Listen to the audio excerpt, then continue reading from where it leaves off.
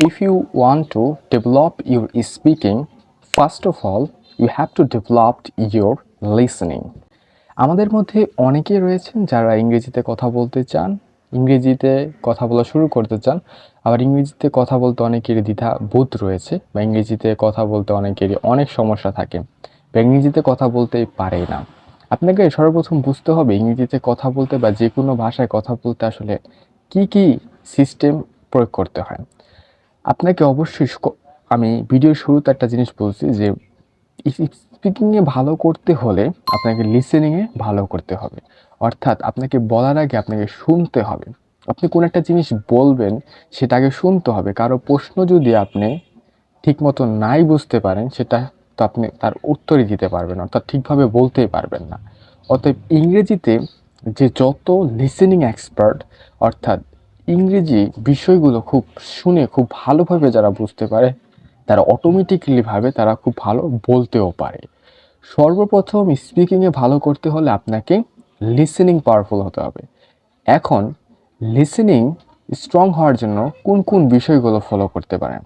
বর্তমান দুনিয়াতে সবচেয়ে সহজ মাধ্যম হলো আমাদের ইউটিউবে বিভিন্ন ধরনের ইংলিশ রিলেটেড পডকাস্ট রয়েছে। এখন যারা বিগিনার তাদের হয়তো বা আমেরিকান অ্যাকসেন্ট কিংবা ব্রিটিশ অ্যাকসেন্ট বুঝতে অনেকটাই সমস্যা হয়ে যেতে, কোনো অসুবিধাও নেই। তারা চাইলে বাংলাদেশি অ্যাকসেন্ট, অনেক ব্লগ ভিডিও রয়েছে ইন্ডিয়ান অ্যাকসেন্ট, এই অ্যাকসেন্টগুলো খুব সহজেই বোঝা যায়। এই অ্যাকসেন্টগুলো বা এই অ্যাকসেন্ট জাতীয় রিলেটেড ভিডিওগুলো দেখলে শুরুতে তারা তাদের লিসেনিংটা ডেভেলপ করতে পারে। এই লিসেনিং ডেভেলপ করতে করতে নিজেকেও বলতে হবে, চেষ্টা করতে হবে। তারপর তারা ব্রিটিশ অ্যাকসেন্ট কিংবা বিভিন্ন ইংরেজি মুভি, অ্যানিমেশন, মানে যাই দেখুক না কেন, যাই শুনুক না কেন, সেটা ইংরেজি রিলেটেড হতে হবে। আর ইংরেজি রিলেটেড হলে একটা সময় যদি ধারাবাহিকভাবে শুনতে থাকে তাহলে হবে। সবচাইতে বড় সমস্যা হলো আমরা কোনো কিছু ধারাবাহিকভাবে করতে পারি না। আজকে কেউ যদি ৫ ঘন্টা ইংরেজি চর্চা করে, আগামী ২-৩ সপ্তাহ কি ইংরেজি চর্চাই করেই না। অতএব কোনো কিছুতে ভালো হতে হলে অবশ্যই ধারাবাহিকভাবে আপনাকে সেই জিনিসগুলো শিখতে হবে।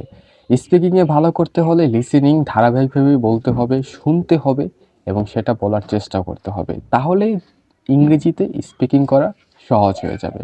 আশা করি আজকের এই ভিডিও থেকে ন্যূনতম কিছু হলে বোঝাতে পেরেছি যে একজন ব্যক্তি কীভাবে স্পিকিংয়ে ভালো করতে পারে কিংবা স্পিকিং কীভাবে শুরু করতে পারে।